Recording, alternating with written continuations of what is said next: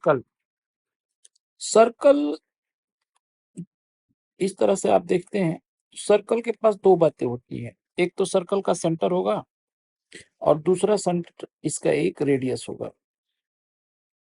अब देखो स्टैंडर्ड यदि कोई मैं बात कर रहा हूं, सर्कल जो 0 0 से जा रहा है और उसका रेडियस r है, तो इसका इक्वेशन होता है x square plus y square equal to r square. और यदि आप ध्यान दो तो इसका जो एक्स एक्सिस वाई एक्सिस है वो इस तरह से है,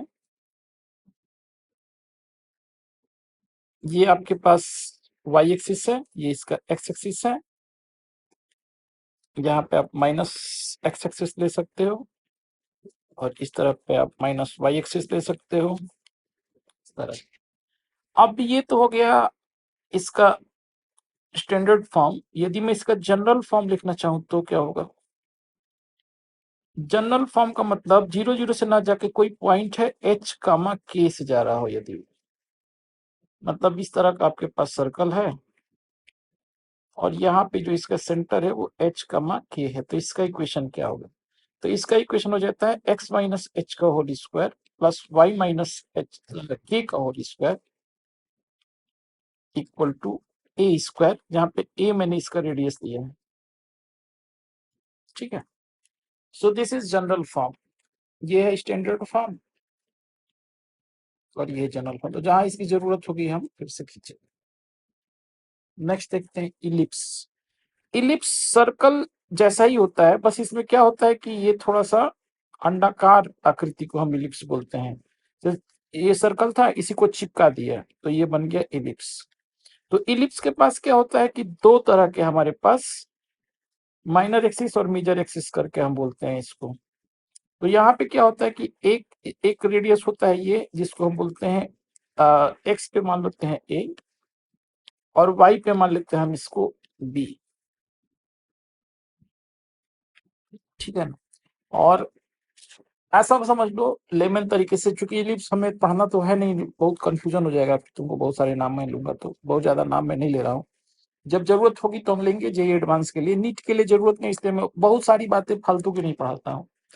सो यहाँ पे इसका इक्वेशन होता है x square upon a square plus y square upon b square equal to 1, और ये जो है इसका स्टैंडर्ड फॉर्म है।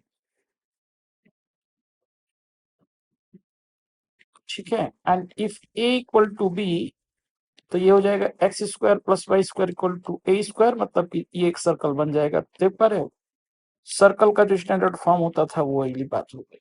तो बस आपको इतना याद रखना है। और ये यहाँ पे जो है 0,0 जो है इसका रेडियस है।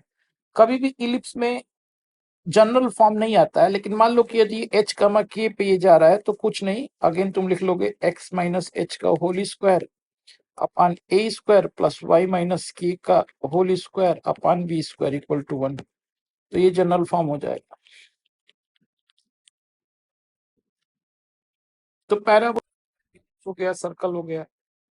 अब एक रेक्टेंगुलर हाइपरबोला हम देते हैं, इसको लिखते हैं हम एक्स वाई इक्वल टू, यदि कांस्टेंट हो ना तो हम इसको बोलते हैं रेक्टेंगुलर हाइपरबोला। अब मान लो k यदि ग्रेटर देन 0 हो तो क्या होगा, इसका आप कैसे खींचेंगे? यदि k ग्रेटर देन 0 हो तो ये फर्स्ट क्वाड्रेंट में होगा, इस तरीके से कैसे दिखता है। ये है तुम्हारा रेक्टेंगुलर हाइपरबोला। क्योंकि पूरी की पूरी फिजिक्स में फर्स्ट वाला ही दिखता है, सेकंड और थर्ड की बात हम नहीं करते हैं, फोर्थ की भी नहीं करते हैं। तो ये बस तुम्हें याद रखना है, यदि k ग्रेटर देन 0 हो तो ये रेक्टेंगुलर हाइपरबोला होगा। और ज्यादा तुम्हें फर्दर मतलब तुम सोच रहे हो कि यदि एक्स वाई के ग्रेटर देन 0 है तो और कहाँ हो सकता है? तो यदि एक्स वाई फर्दर ग्रेटर, यदि के ग्रेटर देन 0 है तो यहाँ पे एक्स भी ग्रेटर देन 0 होगा, वाई भी ग्रेटर देन 0 होगा, तो फर्स्ट क्वाड्रेंट में आएगा। या दूसरी बात हो सकती है 0 हो और वाई भी लेस देन 0 हो, इस केस के लिए तो उस केस में वो थर्ड क्वाड्रेंट में भी आएगा, तो एक इस तरीके की चीज और बन जाएगी। लेकिन ये वाला जो है तुमसे कभी पूछा जाएगा नहीं। वैसे यदि मान लो कि मैं तुमसे बोल दूं कि यदि x y equal to k and k is less than 0, तो यहाँ पे बन जाएगा एक और एक यहाँ पे बन जाएगा। तो ये लेस देन 0 के लिए सेकंड और फोर्थ में बन जाएगा,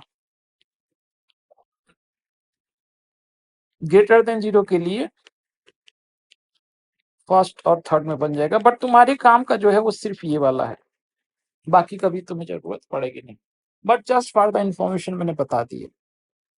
अब एक्सपोनेंशियल फंक्शन देखते हैं, y equal to a to the power x को हम लोग बोलते हैं एक्सपोनेंशियल फंक्शन। यहाँ पे एक बात का ख्याल रखना कि a ग्रेटर देन यहाँ पे 0 होता है और x कुछ भी हो सकता है, ठीक है। a की कोई भी वैल्यू ले सकते हैं और a नॉट इक्वल टू 1 भी हम लिखते हैं, क्योंकि a 1 होगा तो x की कोई भी वैल्यू होगी वो हमेशा क्या हो जाएगा, 1 ही हो जाएगा, तो इसलिए हम इसको एक्सपोनेंशियल। तो अब एक्सपोनेंशियल फंक्शन का ग्राफ कैसा होगा, ग्राफ देख लो और याद रखो। मैथ्स की क्लास है नहीं, इसलिए मैं बहुत सिंपल सिंपल चीजें तुमको बता रहा हूँ, जाकि तुम्हें एक बाद में जब मैं कभी बताऊं तो तुम्हें दिक्कत ना हो समझने में चीजों को। और उस टाइम पे यदि बहुत ज्यादा मैथ्स होगी तो वो मैं बता दूंगा, उसकी चिंता मत करो। बट ये तुम्हें बस इतना याद रख लेना है, ये क्लास चूंकि मैं नीट और जेई दोनों के पॉइंट ऑफ व्यू से बना रहा हूँ, इसलिए मैं बहुत ज्यादा इसको लेंदी नहीं कर रहा हूँ, उतना ही कर रहा हूँ जितना आपको समझ में भी आ जाए और आपको दिक्कत भी ना हो। तो देखो इसका ग्राफ जो होता है वो इस तरीके का होता है, x equal to 0, so y equal to a to the power 0 यानी कि 1। अच्छा, अब इसमें चक्कर क्या है कि ये जो ग्राफ खींच रहा हूँ ना, जो ऊपर की तरफ फुल रहा है, ये तब होगा जब a ग्रेटर देन 1 होगा। क्योंकि मैंने यहाँ पे ग्रेटर देन 0 लिख दिया है आपको, तो एक दूसरा वाला ग्राफ भी बनेगा जो ऐसे बनेगा। ये तब बनेगा जब a लाइज बिटवीन 0 टू 1। ये दो तरह के एक्सपोनेंशियल फंक्शन है। तो मान लो कि इसको हम बोल सकते हैं 1/2 के पावर यदि x कर दोगे तो ये वाला ग्राफ बनेगा, और मान लो कि ये वाला जो ग्राफ है वो बनेगा तुम्हारे पास 2 के पावर x का। तो ऐसे तुम समझ लो।